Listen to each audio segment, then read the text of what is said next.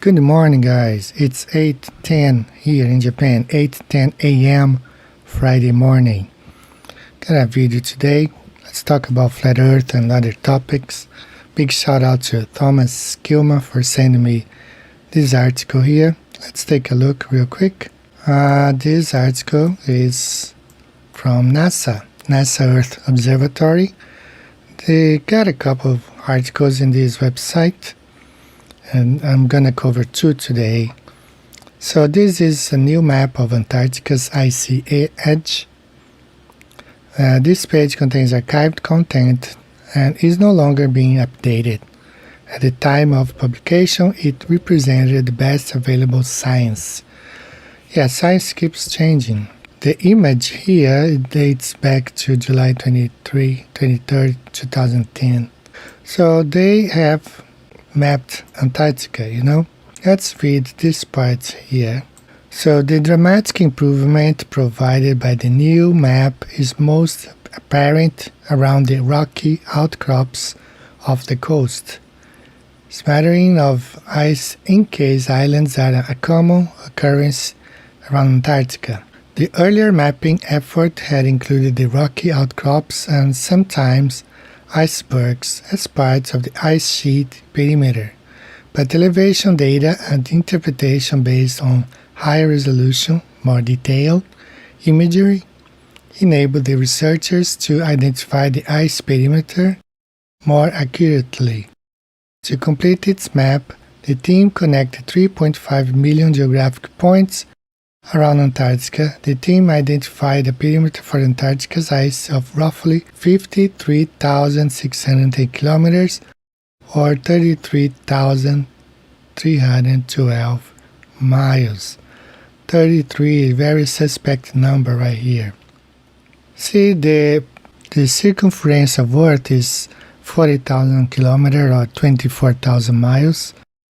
But somehow they measure this and they say it measures 33,000 miles, like 12,000 miles more than the whole circumference of the Earth, that somehow, if you go around this perimeter right here, you can stretch it in such a way that it's going to be even bigger than the ball Earth. Okay, let me say again, 53,000 kilometers. Let's speak in kilometers first. 53,000 kilometers, the perimeter of Antarctica, which is 13,000 more kilometers than the whole the circumference of the ball Earth. It means if you draw a line here and stretch it, it's gonna be bigger than ball Earth. That's what they're saying. And let's now talk in miles. The Earth, the circumference here is 24,000 miles. And they claim the perimeter of Antarctica is 33,000 miles and 300 kilometers. So that means almost 12,000 more miles than the whole circumference of the Earth. Sounds more like they were measuring the perimeter of the Antarctica around the flat Earth. So to me, sounds more like they were covering this area because both Captain Clark and Captain Ross documented 60,000 miles. Perhaps they only covered part of it, half, not the whole Antarctica. But Thomas, he made a video, so I'm going to show you the video. Now, he went, in details to make the circumference of the perimeter of Antarctica. And he really did a great job. Let me show the video here. On his calculations, you have 26,000 kilometers or 14,000 miles. Okay, 14,000 miles or 26,000 kilometers. Okay, he really went in detail around Antarctica. As you can see here, all the detailed points. He went around and measured the whole thing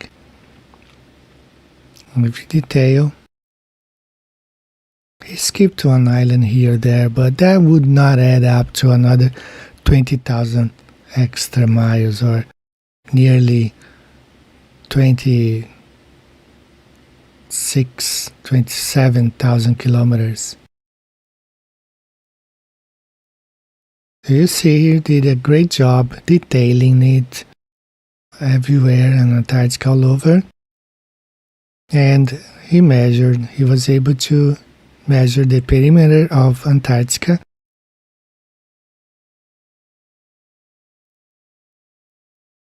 In total, in kilometers, is 26,000 kilometers. In miles, 14,000 miles, the whole perimeter of Antarctica. But somehow, Google has it not Google, the article shows 53,610 kilometers or 33,312 miles. 33, a very suspect, a very strange number here. Alright, so this is the first article that I want to cover about Antarctica, NASA Earth Observatory.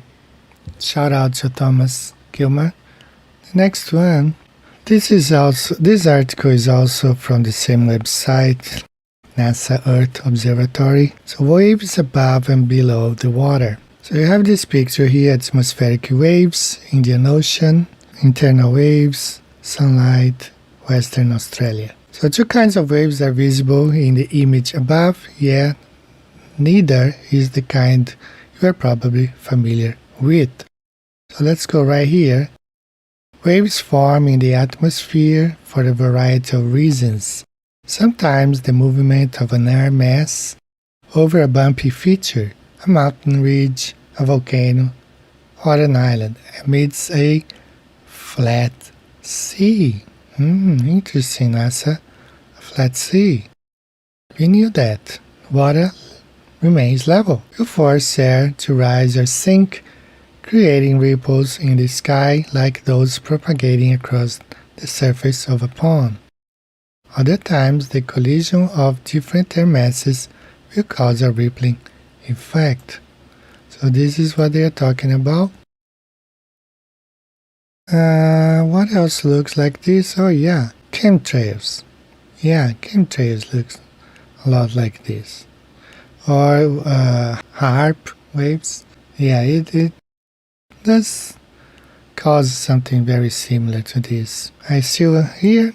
It is also possible, though perhaps less likely because of the distance, that the wave patterns in the image above have their origin inland. Western Australia is mostly desert and relatively flat. Yes, NASA, we know that. You know that 94% of Australia is flat land.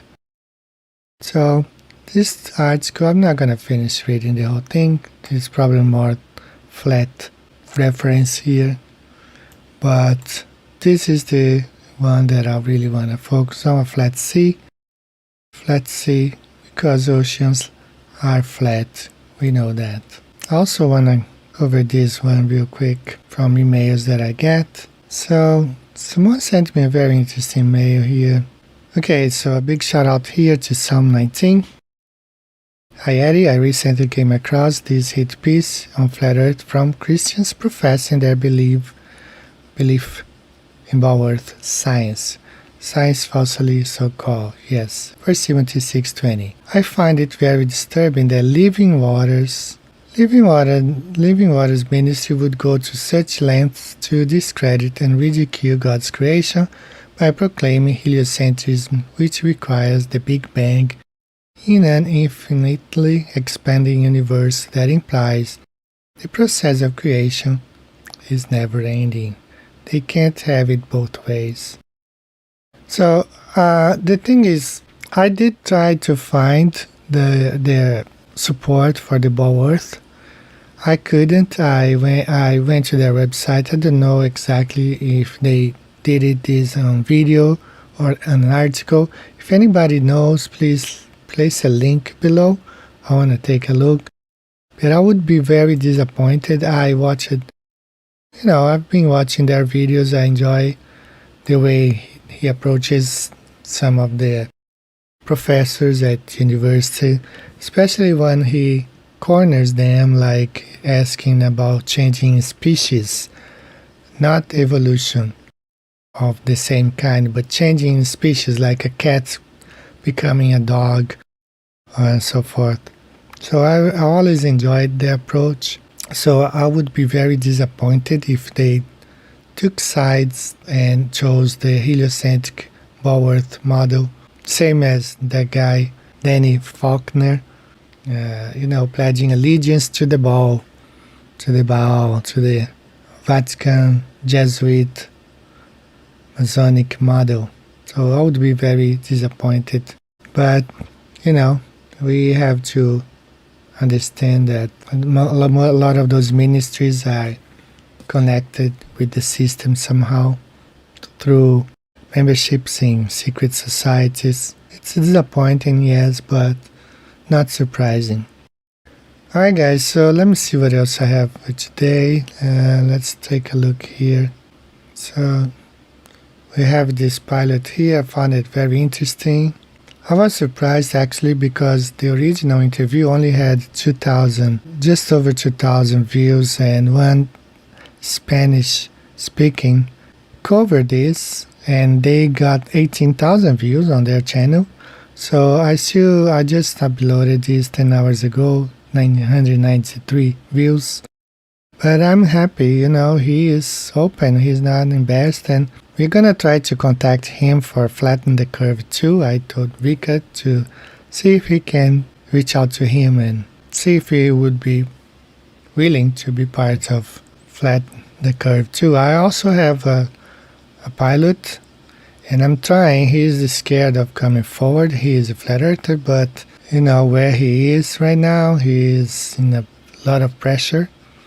But we've been communicating, and he is willing to tell some of things he knows, especially on the flight Sydney to Santiago.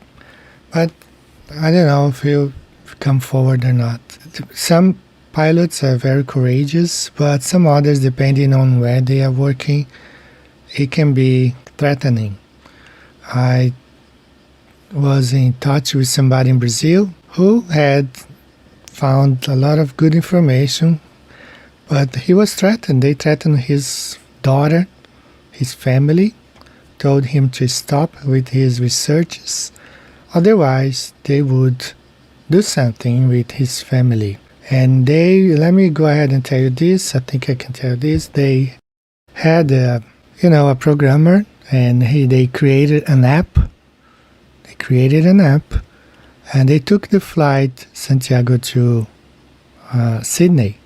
So they took the flights, they created an app, specific app, and they found out a lot of good stuff. He told me a little bit of it, so I'm trying to make them speak out. But as I said, he was threatened, and they threatened his family, his daughter.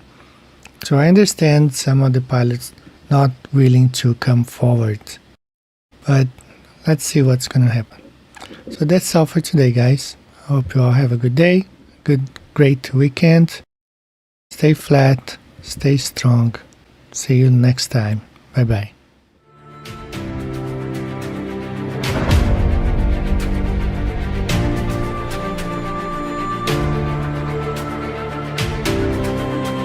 There was a documentary just put out yesterday, Yep. A good one, by the way, people should check out, called Flatten the Curve, by a bunch of pilots and military people. That's our term. That's our flat Earth term.